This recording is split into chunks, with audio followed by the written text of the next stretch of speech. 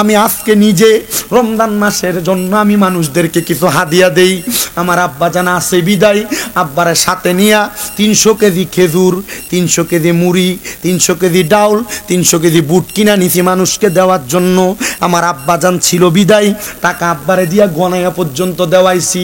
কেল্লাগা দিছি কারণ আমি জানি আব্বা আসি বিদায়, মনে আনন্দ আছে। আমার আব্বা কয় পুত্রে আমি এই আজকে কিনার আগ পর্যন্ত আমার আব্বারে কইছে আব্বা প্রতি বছর দে, এই বছর দিতাম না। আমার আব্বা কয় মানছে কি কইব?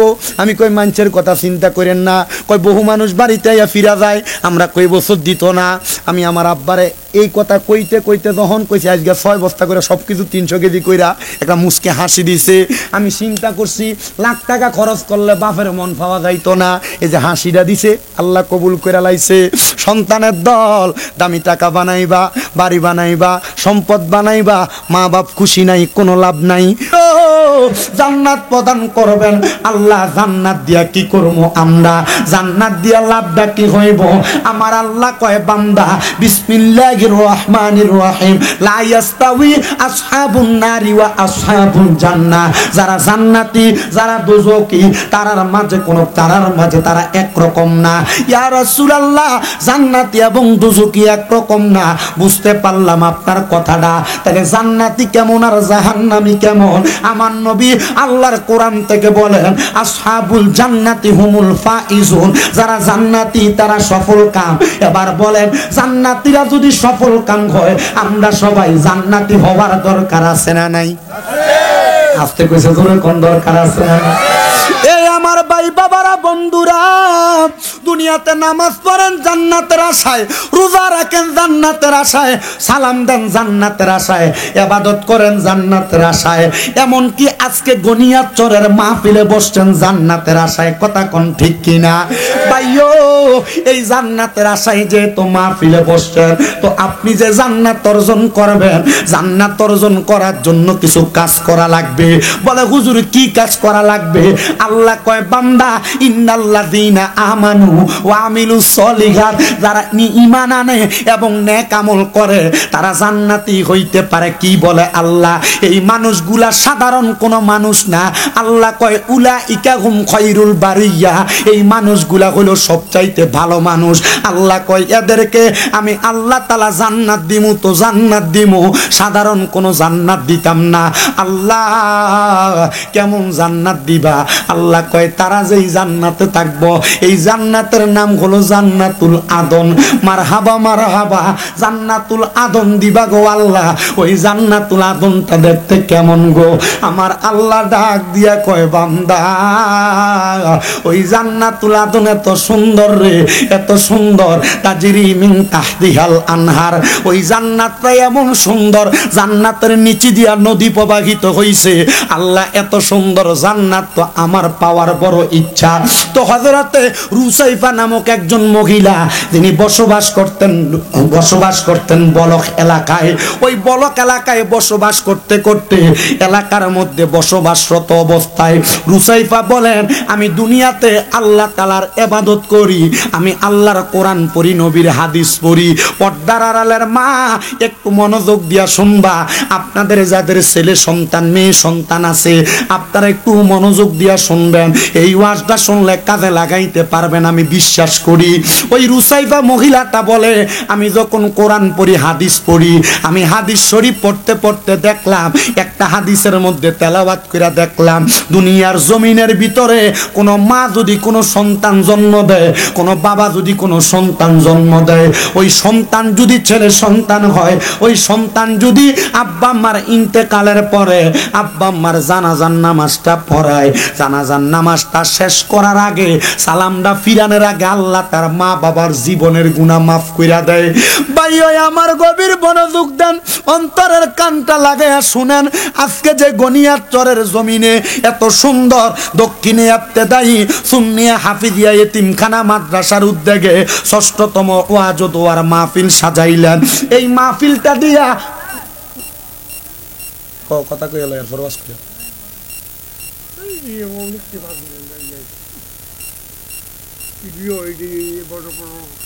আপনাদের কষ্ট হইতেছে? ওয়াজ শুনবেন? শুনলে একটু মনোযোগ দিয়ে বসতে হবে। আর আপনারা যেভাবে বসছেন আমার কাছে ভালো লাগছে।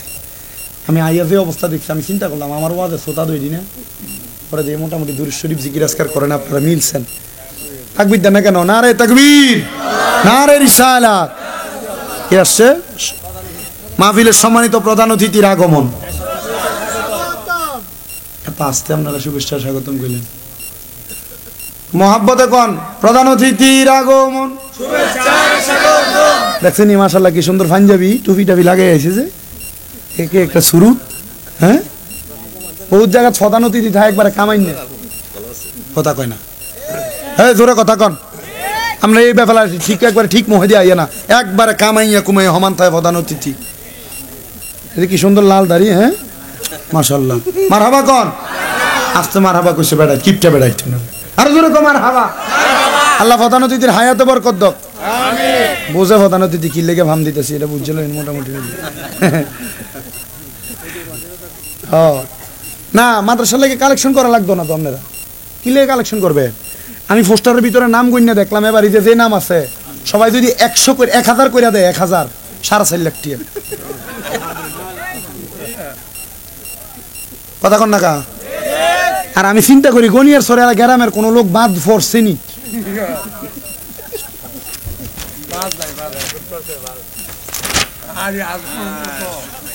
আসেনি বাদ।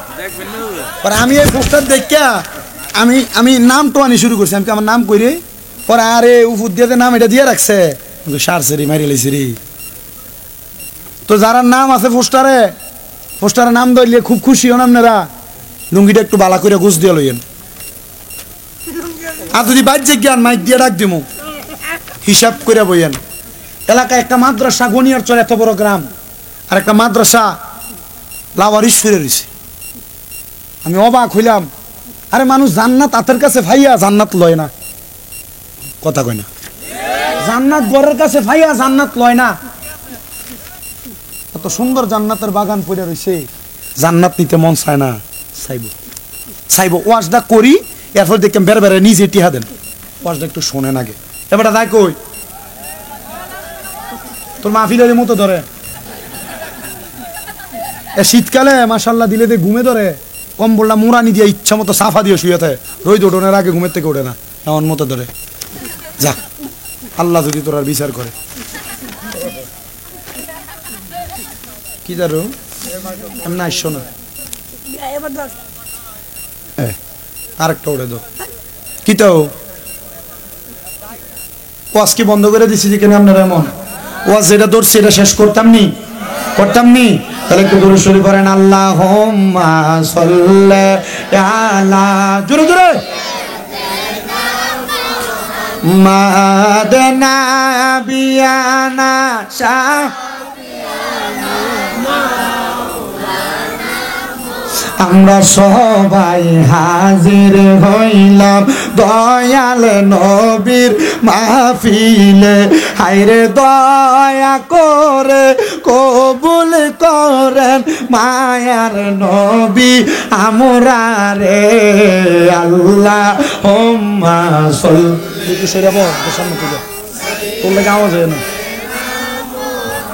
মাদানা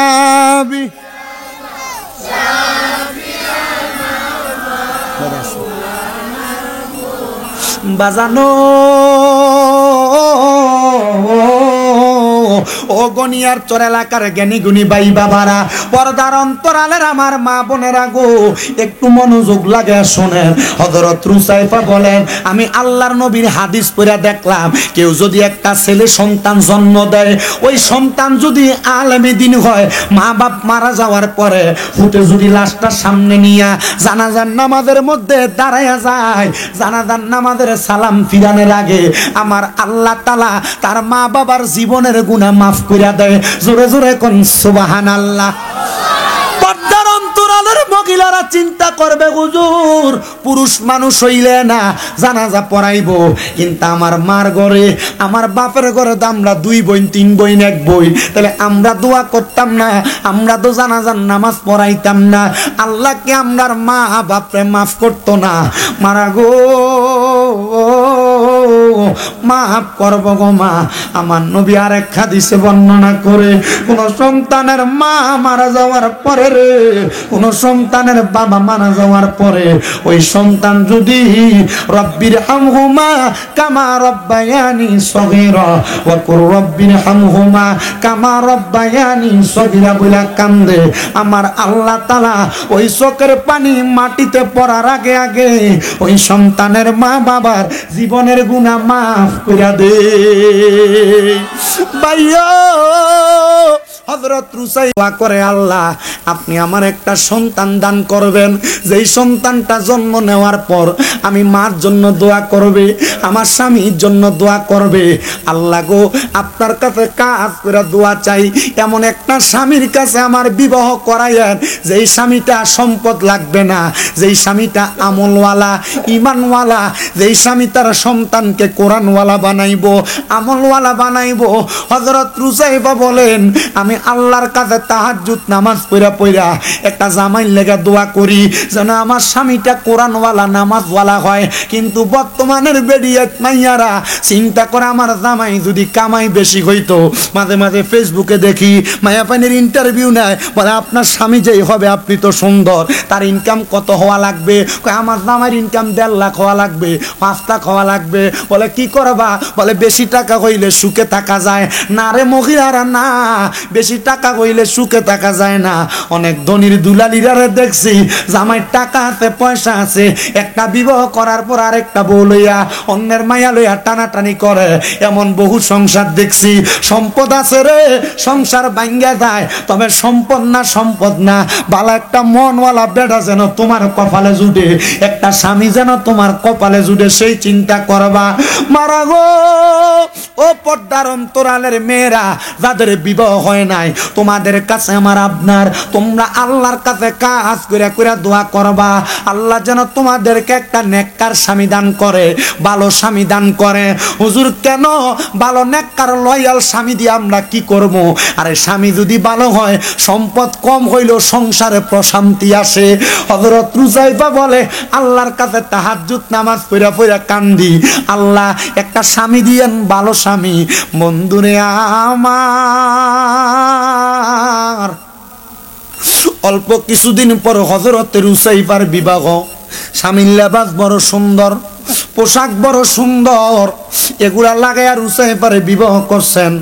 বিবাহ করে হযরত রুসাইবারে নিয়া স্বামী তার বাড়িতে নিছেন, রাত্রবেলা বাসর করছেন। হযরত রুসাইবা কয়, জগতের মানুষ, আমার সঙ্গে যখন মধুর মিলন হয়, বাসর হয়, আমি রুসাইবা আমার স্বামীটারে নিয়ে সুন্দর করে জীবন সংসার পাতমু। বাসর ঘরের মধ্যে 2 রাকাত নামাজ পড়া আমার আল্লাহর কাছে দোয়া করছি। আব্বাজিরা যারা বিবাহ করছেন, আপনারা 2 রাকাত নামাজ পড়াই দিছিল, জামাই বউ এক লগে যে 2 রাকাত নামাজ পড়ছেন, এরপর আর কোনোদিন নিজের বেডিটারে লইয়া নামাজ পড়ছেন, একবার চিন্তা করে দেখেন। বলে হুজুর না, ওই যে শেষ পড়ছিলাম, এরপরে আর কোনোদিন বউরে লইয়া নামাজ পড়ি নাই। বন্ধু জাননি রে, স্বামী স্ত্রী একসাথে নামাজ পড়লে দোয়াটা তাড়াতাড়ি কবুল হয়, কিন্তু বেডার ঘরে রোগবালা মুসিবত ছাড়ে না, কামাই রুজিতে বরকত হয় না। হইব কেমনে? ওই যে বাসর ঘরে 2 রাকাত পড়ছিলা, এরপরে তার খবরও নাই। ঠিকের আওয়াজ আসতে হইছে। চিন্তা করে, হুজুর আমি তো এই রোগের আসামি হই, আমি তো পড়ি না, কথা কয় না। দোয়া কবুল করানোর লেগে জামাই বউ এক লগে নামাজ পড়ার দরকার আসেনি? বউ আসেনি তো কত বুড়া থাকলে চিন্তা করে না, হুজুর বুড়ো হয়ে গেছি না, বুড়ি থাকে এক ঘরে, আমি চাই আরেক ঘরে। ধরু বেটা, এ বুড়া হয়ে গেলে যারা জামাই বউ আলাদা আলাদা ঘুমান, এটা নিয়ে বন্ধ করেন। আল্লাহর হাবিবের ঘোষণা, স্বামী স্ত্রী দুনিয়ার জমিনে যতদিন বেঁচে থাকবে একই বালিশ হবে তাদের বালিশ। 2 জনের বালিশ হবে কয়টা? নবী কিনলে গা ওই জামাই বউ এক লগে ঘুমাইলে সারা দুনিয়ার যত জায়গা খালি থাকে আল্লাহ সব জায়গা রহমত দিয়ে ভরপুর করে দেয়। আর বেডিয়ে জগর হইলে মাই দিদিয়া কোল বালিশ দেয়। আপনার কষ্ট হইতেছে ও বাবু? বেডিয়ে তখন কালা শিখতে থাই গেবো, হুজুর আমরা গোড়া ধরে লেছি। আম্মা জামাই বউ যত রকমের ঝগড়া হোক, রাত্রবেলা মিললেন। আর যদি আপনি আলাদা ঘুমান, স্বামীর সাথে রাগ করে বাপের বাড়িতে চলে যান, মনে রাখেন, স্বামীর যদি অন্তরের ভিতরে কোনো খায়েশ তৈরি হয় আর যদি না করতে পারে, তাইলে এ যদি কোনো পরকীয়াতে লিপ্ত হয়ে যায়, কোনো গুনাতে লিপ্ত হয়, সবগুলা গুনাহ আপনার আমল নামে আসবে। অথবা আপনি জামাইয়ের সাথে ঝগড়া করে রাত্রে আপনার স্বামী আপনারে ডাক দিল, আপনি তার ডাকে সাড়া দেন নাই, রহমতের নবী বলে সারা রাত্র পর্যন্ত আল্লাহর আযাবের ফেরেশতারা ওই মহিলারে গজব দিতে থাকে। আরো থাকতো আপনার কষ্ট হইতেছেও বেড়াইতে চিন্তা করে আজ যে বউরে কনের মতো একটা ওয়াজ হয়ে গেছে। আমার এই কথা কে জানি কাইটটা টিকটকে ছাড়ছে। এক বেটা আমার কল দিছে মালয়েশিয়া থেকে, হুজুর এই ওয়াজটা আমার বউরে ফাটাইছি, আমার কাছে কান্দা কান্দা মাপসা। কথা কই না হুজুর, কান্দা কান্দা মাপসা, কারণ বিদেশ থেকে 3 মাসের লেগে বাড়িতে গেছে, হুজুর 1.5 মাসে রাগ করিয়াছিল। আল্লাহ হেদায়েতে তৈয়বা নসিব করে।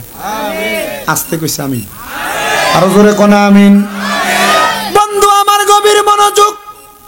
হযরত রুসাইফা বলে, জগতের মানুষ, আমি আমার স্বামীকে নিয়ে বাসর রাতে 2 রাকাত নামাজ পড়লাম, আল্লাহর কাছে দোয়া করছি। আমি আমার স্বামীরে কইলাম দোয়াটা আপনি করেন। স্বামী ডাক দিয়ে কই, স্ত্রী তুমি আমার ঘরের নতুন মেহমান, দোয়াটা তুমি করো। আমি বুঝি নাই রে, আমার স্বামী দোয়াটাও করতে পারে না, ইবাদত করব দূরের কথা। হাই রে, হযরত রুসাইফা বলে, জগতের মানুষ রে, আমি এত জীবন পর্যন্ত দোয়া করলাম আল্লাহ যেন আমার একটা ভালো স্বামী দান করে। এমন স্বামী দান করছে, এই স্বামীটা বাসর রাতের পরে আমি স্ত্রীর সাথে আর এক রাত্র কাটাই নাই। আমার স্বামীর স্বভাব ছিল সে নেশাগ্রস্ত থাকতো, নেশা না করতে পারলে তার ভালো লাগতো না। জগতের মানুষ, আমার আল্লাহ এমন দয়া করছে, ওই বাসর রাতের মিলনের মাধ্যমে আমি রুসাইফার গর্ভে একটা সন্তান দান করছে। আমার স্বামী আমার কোনো খোঁজ খবর নেয় না, কিন্তু আমি সন্তানটার দিকে তাকায়া আমার স্বামীরে ত্যাগ করি নাই। আমার স্বামীটা যত খারাপ হোক, আমার সন্তান তো আছে, তার সন্তান তো আমার গর্ভে আছে। আমি এই চিন্তা কইরা আমার সন্তানকে মানুষ করার জন্য মনে মনে এরাদা করলাম। আমার গর্ভ তাইকা ঠিক 10 মাস 10 দিন পরে একটা ছেলে সন্তানের জন্ম হয়েছে। এ দুনিয়ার মানুষ, যখন ছেলে সন্তান জন্ম হয়েছে রে, আমি মা ওই সন্তানের দিকে তাকায়া তাকায়া আল্লাহর কাছে কত দোয়া করলাম। আল্লাহ, তুমি তো আমার একটা সন্তান দিছ, এই সন্তানের বরকতে আল্লাহ তুমি আমার সন্তানের বরকতে আমার স্বামীটারে হেদায়াতে তৈয়বা নসিব করো। বন্ধুরে, ও নবীর উম্মতের দল, ও আশিক রাসূল ভাই বাবারা, ওই মহিলা বলে, আমার স্বামীটা সন্তান জন্মের পরে ওই সন্তানের কোনো দায়িত্ব পালন করে নাই। আমি মা নিজে কষ্ট করে 5-6 বছর বয়স হওয়ার পর আমার সন্তানটারে দিনী শিক্ষা কেন্দ্রের মধ্যে পড়ায়া এলমে দিন অর্জন করাইলাম। আমার সন্তানও এলমে দিন অর্জন করেছে। আমার সন্তানটা এলমে দিন অর্জন করার পরে গো, আমার সন্তানটা আল্লাহ তাআলার কোরআনুল কারীমকে প্রথম থেকে শেষ পর্যন্ত মুখস্থ করেছে। আমার কাছে আইসা আগের দিন ডাক দিয়া কয়, মা, ও মা গো, আমি তো আল্লাহ তাআলার কোরআন মুখস্থ করেছি। আমার মাদ্রাসা থেকে খবর, আমার মাদ্রাসাতে আগামী কালকে এই কোরআন মুখস্থ করার কারণে 10টার বন্দি করা হবে, মানে মাথার মধ্যে পাগড়ি পরায় দেওয়া হবে। মা গো মা, মাদ্রাসা থেকে খবর দিছে আমি যেন আমার আহালকে নিয়ে যাই, আমার পরিবারকে নিয়ে যাই। বলে কেমন পরিবার নিয়ে যাইবা? বলে মা গো, আমার বলছে আমার আব্বা জানকে নিয়ে যাওয়ার জন্য। মা জানেনি ডাক দিয়া কয়, জগতের মানুষ রে, ও দুনিয়ার মানুষ, আমি নিতে পারবো না। আমার সন্তান তার আব্বারে নিতে পারবে কিনা আমি না যাই না। ওই সন্তানকে বললাম, ঠিক আছে তোমার আব্বা জান তোমার সাথে আগামীকালকে বলক এলাকার মাদ্রাসায় যাবে। এই কথা চিন্তা কইরা আব্বা জান রে, এই কথা আব্বা সন্তানকে ওয়াদা করছে, কিন্তু বাপ তো যাওয়ার উপযুক্ত না। করে কি মা? কথা কয় না দে। এখন যারা উঠছেন স্টেজে, আমার ওয়াজ শেষ হওয়ার আগ পর্যন্ত আর নামতে পারবেন না। যদি কোনো জরুরত না থাকে। আপনি 3 বার নামছেন হোসেন, আবার কোন ইনশাল্লাহ লাভ কি? মানুষ আপনার দিকে চাই থাকে, মানুষের নিরাল বইয়ে রয়েছে এমন 2-3টা দিশটা বলে মানুষ উঠে দেখব, এটা মনে রাখেন। আর আমার হচ্ছে সেন্সিং না মেজাজ, পরে মানুষজন উঠতে দেখবো আমারও মাথায় দেবো গরম।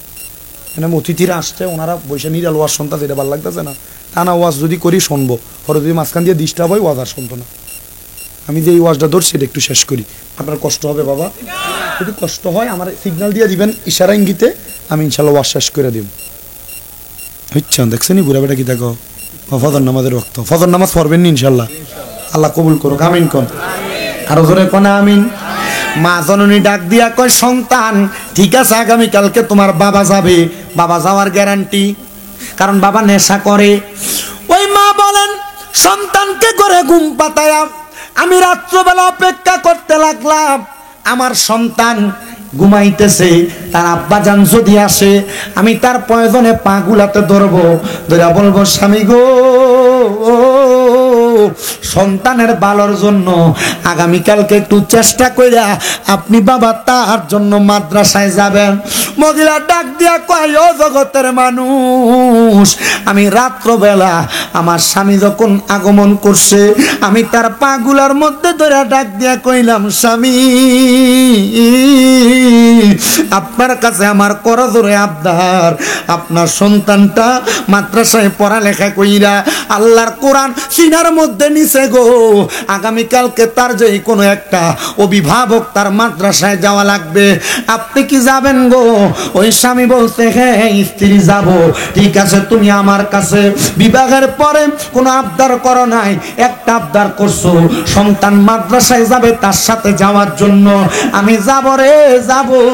ঠিক আছে, তোমার ওয়াদা মানলাম। এই ওয়াদাটা মাইনা স্বামীটা রাত্রবেলা ঘুমাইছে, ঘুমানোর পরে সন্তান সকালবেলা সুন্দর পাঞ্জাবি কাপড় লাগায়া রেডি হয়ে ডাক দেয়, মা আমার আব্বাজান কোথায়, পাঠান না গো আমার সাথে।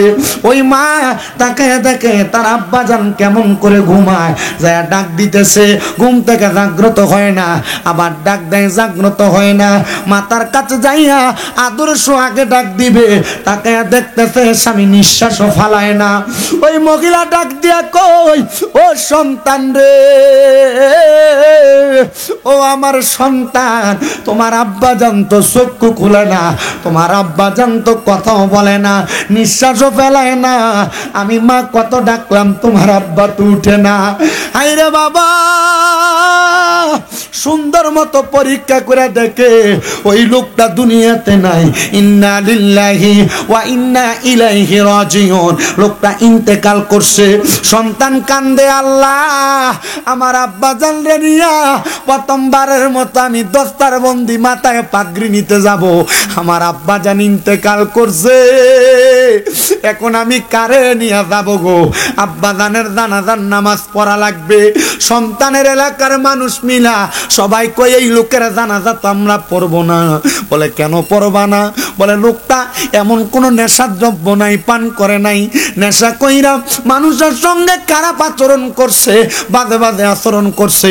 দেখবেন গনিয়ার চর হোমনা এলাকার বহু নেশা কররা রাস্তা দিয়া ঘুরে মানুষের লোকে বাজে আচরণ করে, খারাপ আচরণ করে, আবার বহু জায়গায় নেশা করার কারণে এলাকার কলডি শিকল দিয়া বাইন্দে ওরা হনজানা চুরি করে লইয়া জায়গা।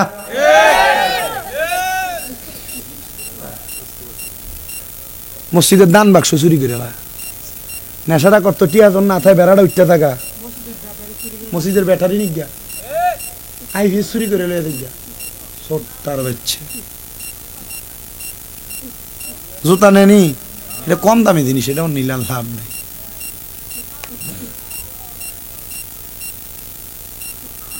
ওই এলাকার মানুষ ডাক দিয়া বলে, আমরা তার জানাজা পড়ব না।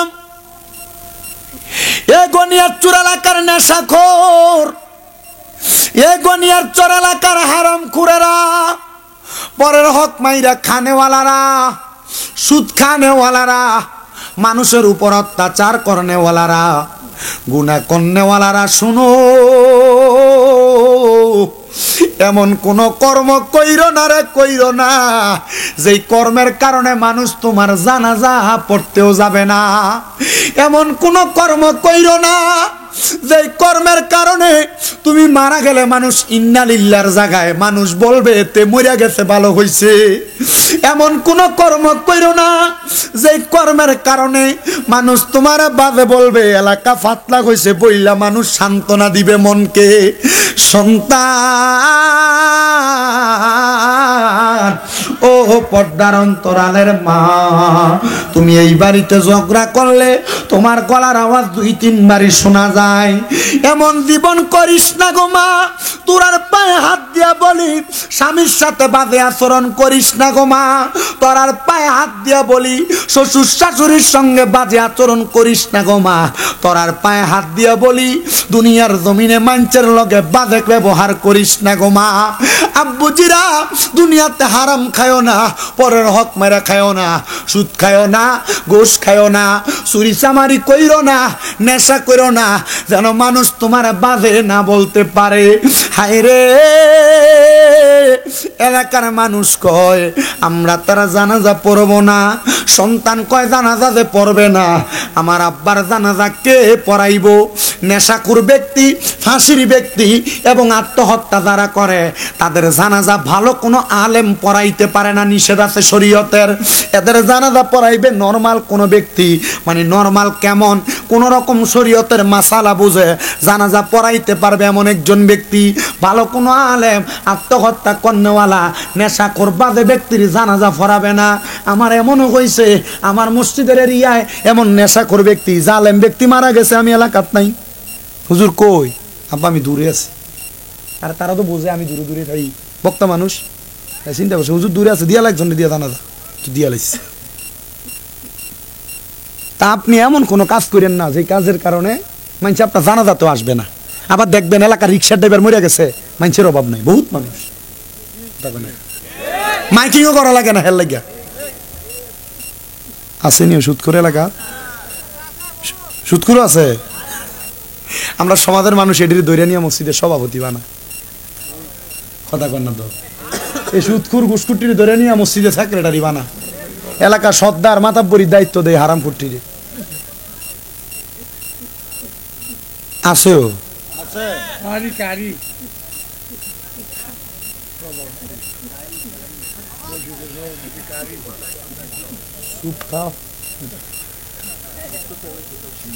আপনার কি কষ্ট হইতেছে? এক জায়গাতে সুদের ওয়াজ করতাম লাগছে, আমার স্টেজে ওঠার আগে মানা করে হুজুর এটা কইরেন না, সুদের ওয়াজটা না করলে ভালো হইব। আমি যখন আমার মানা করছে আমি মনে করলাম যে এটা ওই ওয়াজ করায় না আমার উপর ওয়াজই, কারণ মানা করে দিছে যেহেতু এটা করতে হইব, এটা শরীয়তের ওয়াজ না। আর আমি এই ওয়াজ যখন করছি 6-7 জন উঠতে গেছি, পরে স্টেজ থেকে নামি ওনা ফানা করে আর হুজুর কালেকশনটা কম হয়েছে। মানে কাহিনী কি হুজুর দেখছেন না, উঠতে গেছে 2-3 জন লগে দিয়ে এবার বাতি দিয়ে ককিটা রেডি উঠতে গেছে, এটি সুদখোর সবডি কি কর কয়টি সুদখোর সবডি ওই ইডিয়ে তো টিয়া দিল। আমি দূর বেড়াই সুদখোর কুসখোরের টিয়া তুই মাদ্রাসাত লাগাবি, মসজিদে লাগাবি? আর আমরা কুমিল্লাতে এক আল্লাহর ওলি উনি কইছে যে একটা মসজিদ বানা বলো কইরা এলাকার মানুষ নামাজ পড়বো, তবে সাবধান কোন হারাম করে টেহা লইস না।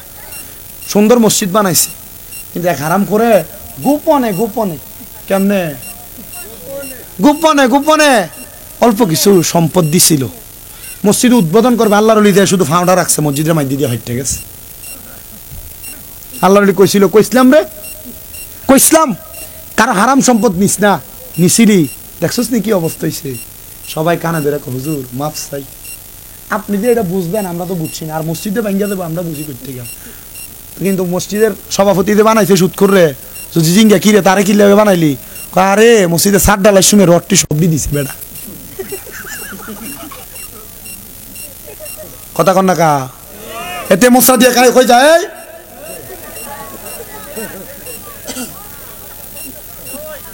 যদি জিগা এই সুদখোর ঘুষখোর সেক্রেটারি বানাইলি কি লাগা ওমাগো মসজিদের এসি দিছে টাইলস দিছে বেড়া কথা কন না কেন? এই বর্তমানে এমন অবস্থা আছে না নাই? দেখবেন এডিরে যখন মসজিদ কমিটি বানাইবেন তখন ইমামেরও দাম দেয় না, মুয়াজ্জিনেরও দাম দেয় না, কুত্তা বিলের মতো আচরণ করে এরা মসজিদে। আর এই সুদখোর গোষ্ঠীটির আমি দেখছি যে যে জায়গায় এই অবস্থা, রমজান মাসে তারা বিশ্রাম দেবা তোলে হাফেজ সাহেবরার হুজুরার তুইল্লা ক 60-70 হাজার টি উঠছে, এটি কীর্তি দিবি সবটি হুজুরারে অর্ধেক মসজিদে রেখে দে। আল্লাহর কসম তারা বিশ্রাম দেন নাম দিয়ে দে টেহা পয়সা তোলে, তুললা মসজিদে রাখা, এটা জায়েজ হবে না। এটা সব যে ব্যক্তি তারাবি পড়াইছে তার হক, আপনি এটি বাক করেন, কথা কয় না খা। রমজান সামনে এর লেগে কই দিলাম আর কি।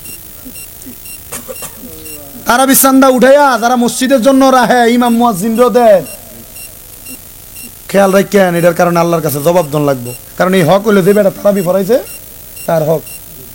ইমাম সাহেবের রমজানের আগে 4-5 মাসের বেতন বাহিরে হয়, বেতন বাহিরে কে তারাবি চান্দা উঠাইয়া এদিক থেকে আবার বেতনও বইরা দেয়, কথা কন না কি লেগে করেনি এটি বহুত জায়গাত করে। আমি কি কইছি আপনি করেন, আপনি তো একটা বিলাতি বেড়া, বুঝোই যায় যে ব্লেজার পরছে এটি ফরমা আমরা বেড়া পরে বেড়া। আল্লাহ কবুল করো, কামিন করো, এটা কবুল করতো হুজুরের টিয়া খাইয়ে লইতো। বেরিয়াত আসেনি তারা যাইস না, বেরিয়াত ইয়া বিরিয়ানি খাওয়াই না লোক নয়, মজা হয়েছে বিরিয়ানি।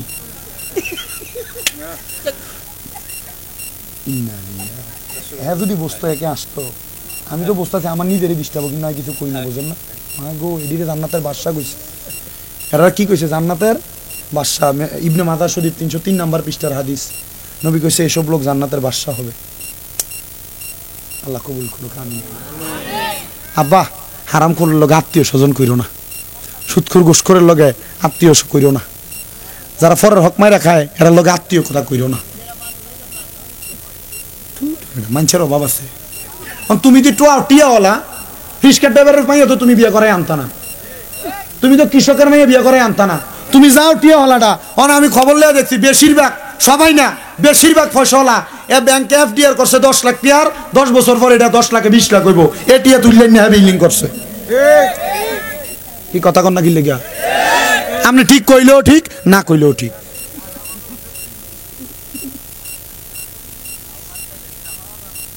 দেওকা হলা আমি দেখছি আমার সাথে এই পর্যন্ত যাদের সাথে সম্পর্ক নষ্ট হয়েছে টিয়া হলার দনে, কথা কয় না কা। আল্লাহর নবীর একটা সুন্নত ছিল কর্জে হাসানা দেওয়া। কর্জে হাসানা কি, আমার দরকার লাগছে, আমি একজনের থেকে হাওলাত আনছি, নির্দিষ্ট টাইম আমার কাজ শেষ, আমি তার টাকা পরিশোধ করে দিব, এটাতে কোনো সুদ নাই, ঘুষ নাই, বাড়তি কোনো টাকা বাড়বে না। কিন্তু আপনারা টিয়া দিছে 1 মাসের লাগিয়া, আপনি এই টিয়া নিয়ে 1 বছর পরও আপনি হাতে সামনেই ভরেন না, আপনার আর কর্জে হাসানা দিব কই থেকে, কথা কয় না কা। ওদের বাবু দরকার নাই রে তোর লোকে টিয়া পয়সার কাজ কারবার, 100 টিয়া খাইয়া যা, তবু হাওলাত নিস না, কথা কয় না কা। আর অনেকে চিন্তা করে হুজুর হাওলাত চাই না তো, এর লগে যে সুদের উপরে টিয়া লই, আর বেটা রিক্সা চালাইবা, বাদাম বুট বেচবা হোমনা বাজারে যাইয়া, তবু সুদের টাকা ঘোষের টাকা লইও না। কারণ যে সুদ খায়, যে সুদ দেয়, যে সুদের টাকা পয়সার লেহা ইস্টেমে লেহে, যে সাক্ষী হয়, এটি সমান অপরাধী। আল্লাহর নবী কয় কাল বুয়ুতিন, এদের পেটটা হইব একবারে ঘরের মতো, যাদেরকে সরাসরি সর্পে দংশন করতেছে, কলিজাতে কামড় দিতেছে। আমি নবী মেরাজে যাইয়া দেখছি, যেটি সুদ খায়, যেটি গোশ খায়, এটি ফ্যাটটা কি এর মতো হইব কাল বুয়ুতিন, একটা ঘরের মতো।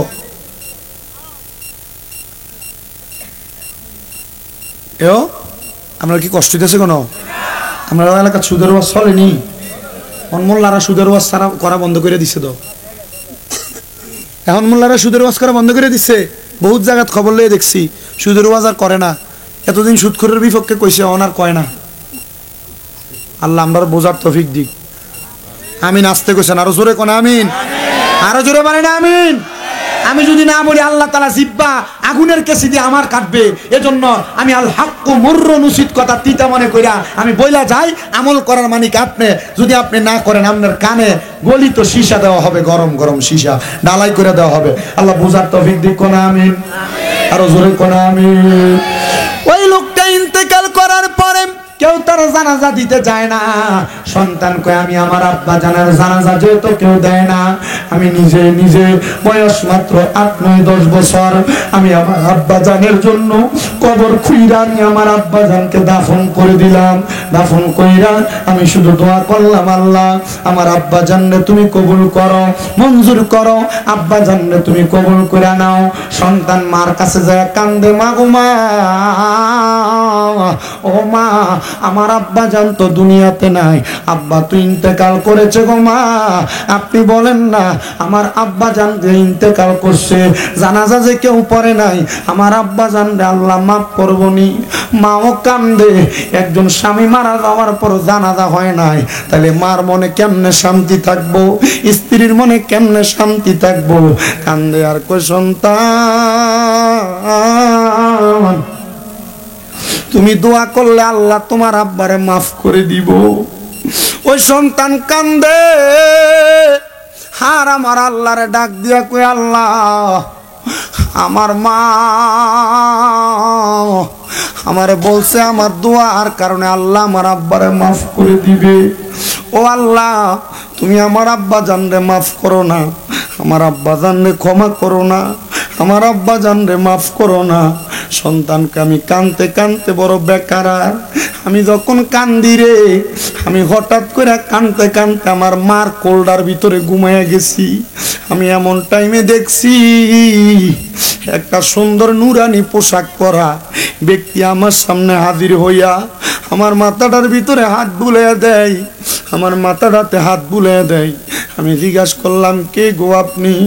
উনি আমার ডাক দিয়া কয় তাকে দেখো আমি তোমার জন্মদাতা বাবা। ও আব্বা আপনার শরীরে এত সুন্দর পোশাক, আপনার গায়ের মধ্যে এত সুন্দর পোশাক, আপনার চেহারা এত সুন্দর, কারণটা কি? ওই বাবা ডাক দিয়া কই সন্তান রে আমি তো সারা জীবন নেশা করছি রে। আমি হঠাৎ কইরা যেদিন তোমার মাদ্রাসায় তুমি হেফজ সম্পূর্ণ করছো, আমি আমার মদের বাটিখানায় যাওয়ার সময় কার কাছে জানি শুনতে পাইলাম আমার আল্লাহ তাআলা আমার একটা নেক সন্তান দিছে, যে সন্তান আল্লাহর কোরআনের প্রথম থেকে শেষ পর্যন্ত মুখস্থ করে ফেলছে। আমি ওই দিন আর নেশা করি নাই, আমি রাত্র করে বাড়িতে আসছি, তোমার মা আবদার করছে আমি যেন পরের দিন তোমার সাথে মাদ্রাসাতে যাই। আমি তোমার মারে ওয়াদা দিছিলাম আমি মাদ্রাসায় যাব, কিন্তু আমার আল্লাহ যে আমার হায়াতটা ওই রাত্রেই শেষ করে দিবে আমি বুঝি নাই। সন্তান রে আমি যখন ইন্তেকাল করছি রে আমার তো জানাজাও হয় নাই, আমার এমনি তুমি মাটি দিয়া দিছো। আমার আল্লাহ তাআলা আমারে মরার পরে নাজাত দিয়া দিছে, জান্নাত দিয়া দিছে, সুন্দর জামা পরাইয়া দিছে। ও বাবা এই সুন্দর পোশাক সুন্দর জামা আল্লাহ তাআলা কেমনে আপনারে দিল? আব্বা ডাক দিয়া কই সন্তান রে তোমার মতো একজন নেককার সন্তান দুনিয়াতে থাকতে আব্বার কবরে আযাব হইতে পারে না। তোমার মতো একটা নেককার সন্তান দুনিয়াতে থাকলে আব্বার কবরে আযাব হইতে পারে না। আর আমি মনে মনে শুধু একটা ভালো নিয়ত করছিলাম, যে ভালো নিয়ত হইল আজকে নেশা করব না, আর একটা ভালো নিয়ত হইল আগামীকালকে আমি তোমার সাথে তোমার মাদ্রাসায় গমন করব। আমার আল্লাহ তাআলা এই দুইটা ভালো নিয়ত আর তুমি নেক সন্তানের দোয়ার বরকতে আমি আব্বা জানের কবরের আযাব মাফ করে দিছে, আমি আব্বা জান রে জান্নাত দিয়া দিছে। নবীর হাদিস পড়া দেখলাম তিরমিজি শরীফে, একটা ঈমানদার যখন মারা যায় তার মারা যাওয়ার সময় আজরাইল তার সামনে 4 বার আগমন করে, 4 বার আগমন কইরা আজরাইল তার রূহ নিতে পারে না। মুমিন বান্দার সামনে আজরাইল যখন আসে রে, আজরাইলটার সামনে আইসা মুমিন বান্দার বুকটার ভিতরে প্রথমে ধরে, বুকটার ভিতর থেকে দুইটা ফেরেশতা বাধা দিয়া কয় আজরাইল মুমিন বান্দার রূহ তো বুক দিয়া বাইর হইতো না, তুমি কি লাগা বুকে হামলা করলা? এবার মুমিন বান্দার কপালের ভিতরে হামলা করে, কপালের ভিতর থেকে বাধা দেয় আজরাইল, এই কপাল দিয়া তো রূহ নেওয়া যাইতো না। বলে কেন? বলে মুমিন বান্দা আমার আল্লাহরে সেজদা দিছে। মুমিন বান্দার ডান দিক দিয়া ডাইন কান্দের মধ্যে হাত দিব আজরাইলের রূহ নেওয়ার জন্য, ডান দিক দিয়া জবাব দিব রে আজরাইল, ডাইন দিক দিয়া তো মুমিনের রূহ নেওয়া যাইতো না। বলে কিল্লাইগা রে? বলে ডাইন দিক দিয়া তার মা বাবার খেদমতরা তার পাহারাদার হইয়া দাঁড়াইয়া রইছে। বন্ধুরে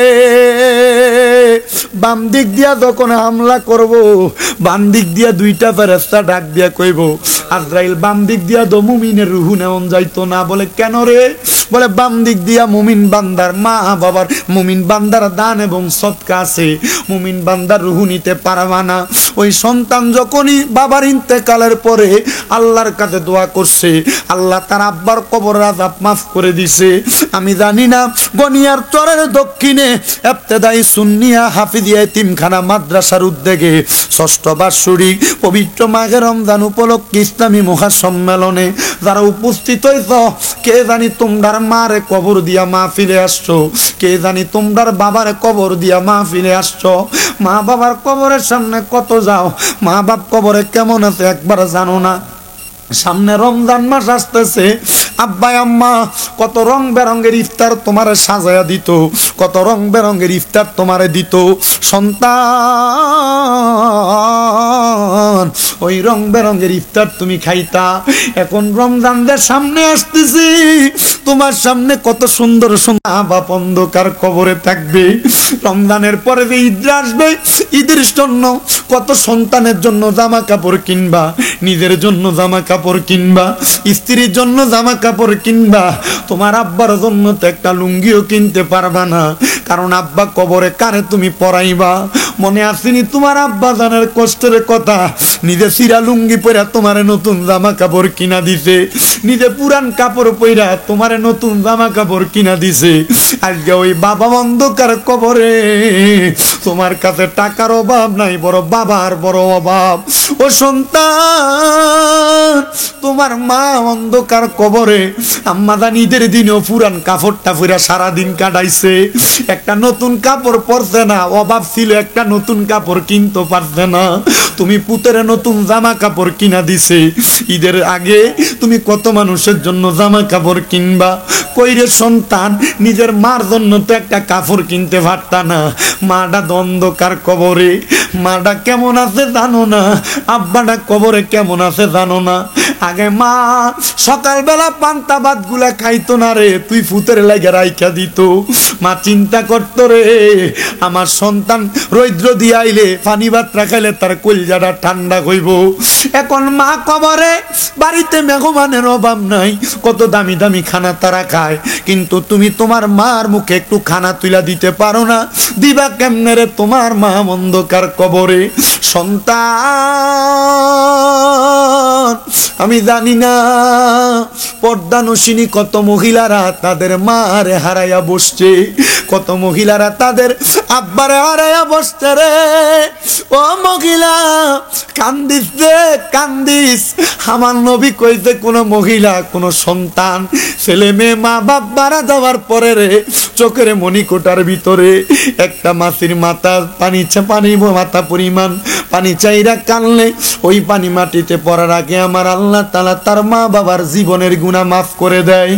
ও সন্তান, তোমার বুঝি মা কবরে, তোমার বুঝি বাবা কবরে? আল্লাহ যাদের মা বাবা কবরে, আম্মা আব্বার কবর জান্নাতের বাগান বানায়া দাও। ভালোবাসি তোমায় বাবা, বুকটা যে যায় ছিঁড়ে, তোমার কথা হৃদয় মাঝে পড়ছে বারে বারে। বাবা তুমি কেমন আছো ছোট মাটির ঘরে, তোমার কথা হৃদয় মাঝে পড়ছে বারে বারে। বাবা গো, ও বাবা, বাবা গো বাবা, ওরে দরজাটা খুলতে খেয়ে যাই ধোকা, বাবা বুঝি বলছি এলে নাকি খোকা। বুকের ভিতরটা নড়ে চড়ে উঠে, সবাই আছে শুধু বাবা নেই, শুধু মানি। সন্তান, এমন অনেক সন্তান আছে, আব্বা আম্মারে ধমক দিয়া কথা বলো, দে তোর পাও আমার সামনে দে, আমি আমার জিহ্বাটা দিয়া তোর পাওটা পরিষ্কার করে দিমু। ধমক দিস না রে, আব্বা আম্মারে জুদা করিস না, আলাদা করিস না। বাইয়ে বাইয়ে ঝগড়া করে মা বাপরে আলাদা করে দেয়। সমাজের ভিতরে বাইয়ে বাইয়ে ঝগড়া করে মা বাপরে জুদা করে দেয়। মা বাপরে খাবানি লই এলাকায় বিচার বসানো লাগে। কে কয় বেলা খাওয়াইবো? আলাদা করে দিলে মা সকালে এক ঘরে, দুপুরে এক ঘরে, রাইতে এক ঘরে খায়। বাপ এক সপ্তাহে ঘরে, আরেক সপ্তাহে ঘরে খায়। কিল্লাগারে সন্তান তোরা 2-3 বাইরে তোর মা বাবা লালন পালন করছে, তুমি কেমনে তোমার মা বাপরে আলাদা করে দিছ? যদি কেউ এমন কইরা থাকো, তোমার পাউডি হাত দিয়া বলি, ওয়াদা করো এখান থেকে বাড়ির যাইয়া মা বাবার পাউডির ধরে মাপ চাইবা। বলে হুজুর কি লাগা? কারণ মা বাবার পেছনে কেউ যদি 1 দিরহাম খরচ করে, আল্লাহ তারে লক্ষ কোটি গুণ বাড়াইয়া দেয়। কিন্তু অনেক সন্তান আছে হুজুর, যারার মা বাবা আছে তারাই না আলাদা করে। আমার কাছে টাকা আছে, মা বাপ নাই, খাওয়াইতে পারি না। সন্তানের দল আম্মা আব্বার কাছে মাপ চাইও। আম্মা আব্বা যদি মাপ না করে, কেউ তোমারে মাপ করবে না। আরে কেউ বাদ দিলাম, স্বয়ং আল্লাহ তোমারে মাপ করবে না। আল্লাহ তোমারে মাপ করবে না। সন্তান তুমি মাপ চাইবা কি চাইবা না আমি জানি না, তবে মাপ চাওয়া না, মাঝে মাঝে যদি সুযোগ পাও আম্মা আব্বার কদমের মধ্যে চুমা দিবা। চুমা হুজুর কি লাগা গো? আম্মা আব্বার কদমে চুমা দিলে আল্লাহর জান্নাতের চৌকাঠে চুমা দেওয়ার ফজিলত পাওয়া যায়, বরকত পাওয়া যায়। অনেকে চিন্তা করে হুজুর মাপ চামো দূরের কথা, চুমা দিমো দূরের কথা, আমি 2 ঈদে মা বাপের ফাঁসিয়া সালামি করি না। ও আব্বুজি, আম্মা আব্বার পায়ে ধরলে দাম কমে না, আম্মা আব্বার পায়ে ধরলে ইজ্জত কমে না, আম্মা আব্বার পায়ে ধরলে সম্মান কমে না। আম্মা আব্বার কদমের কাছে কেউ যদি ছোট হইতে পারে, সমস্ত জগতের কাছে আল্লাহ তারে বড় বানায়া দেয়। ছোট ছোট বাচ্চা যারা আছো, অনেক সময় মা বাপ তোমাদেরকে কোনো কিছুর জন্য ডাকলে পারতাম না বলে কথা ফালাইয়া দাও। আরে যারা আব্বা নাই সে তো নাও করতে পারে না। আমি আজকে নিজে রমজান মাসের জন্য আমি মানুষদেরকে কিছু হাদিয়া দেই। আমার আব্বা জানা আছে বিদায়, আব্বারে সাথে নিয়া 300 কেজি খেজুর, 300 কেজি মুড়ি, 300 কেজি ডাউল, 300 কেজি বুট কিনা নিছি মানুষকে দেওয়ার জন্য। আমার আব্বা জান ছিল বিদায়, টাকা আব্বারে দিয়া গনাইয়া পর্যন্ত দেওয়াইছি। কেল্লাগা দিছি কারণ আমি জানি আব্বা আসি বিদায়, মনে আনন্দ আছে। আমার আব্বা কয় পুত্রে, আমি এই আজকে কিনার আগ পর্যন্ত আমার আব্বারে কইছে আব্বা প্রতি বছর দে, এই বছর দিতাম না। আমার আব্বা কয় মানছে কি কইব? আমি কই মানুষের কথা চিন্তা করেন না। কয় বহু মানুষ বাড়িতে আইয়া ফিরা যায়, আমরা কই বছর দিত না। আমি আমার আব্বারে এই কথা কইতে কইতে যখন কইছি আজকে 6 বস্তা করে সব কিছু 300 কেজি কইরা, একটা মুসকে হাসি দিছে। আমি চিন্তা করছি লাখ টাকা খরচ করলে বাপের মন পাওয়া যাইতো না, এই যে হাসিটা দিছে আল্লাহ কবুল করে লাইছে। সন্তানের দল, দামি টাকা বানাইবা, বাড়ি বানাইবা, সম্পদ বানাইবা, মা বাপ খুশি নাই, কোনো লাভ নাই। অনেক মহিলারা শ্বশুর শাশুড়ি লইয়া খাইতে চায় না। মা তুই বোকা, তোর মতো বোকার কেউ নাই। বলে কেন? তোমার স্বামী যদি শ্বশুর শাশুড়ির লইয়া খায়, এই স্বামীর কামাইয়ে বরকত হইব, রিজিকে বরকত হইব। অনেক বেডিরা নন্দেরে দিতে চায় না, নন্দেরে খাওয়াইতে চায় না, নন বেশি বেশি আইলে পছন্দ করে না। কিন্তু বেডি জানে না কোনো নন্দে মানে যেই বেডির নন, এ বেডি জামাই যদি তার বইনেরে নিজে খাওয়ায়, তার ইনকামের সম্পদ থেকে কিছু দেয়, আল্লাহ ওই স্বামীর ইনকামে বরকত দিব। মা জননী আবদার জানাই, শ্বশুর শাশুড়ি জুদা করিস না, আলাদা করিস না, দূরে ঠেইরা দিস না। এটার কারণে বরকত পাইবি, রহমত পাইবি। সন্তানের দল অনেকে চিন্তা করে হুজুর যাদের বাড়িতে আব্বা আছে তারা বাড়িতে যাইয়া বাবার পায়ে ধরে মাপ চাইবো। হুজুর আমার তো আব্বা নাই, আমি কার পায়ে ধরে মাপ চাইবো? হুজুর যাদের বাড়িতে মা আছে তারা বাড়িতে যাইয়া মার পায়ে ধরে মাপ চাইবো। আমার তো মা নাই, আমি কার পায়ে ধরে মাপ চাইবো? সন্তান মাপ চাওয়ার সুযোগ নাই। একটু পরে মুনাজাত হবে, আখিরি মুনাজাতে রব্বির হামহুমা কামা রব্বায়ানি সগীরা বইলা দোয়া করবা।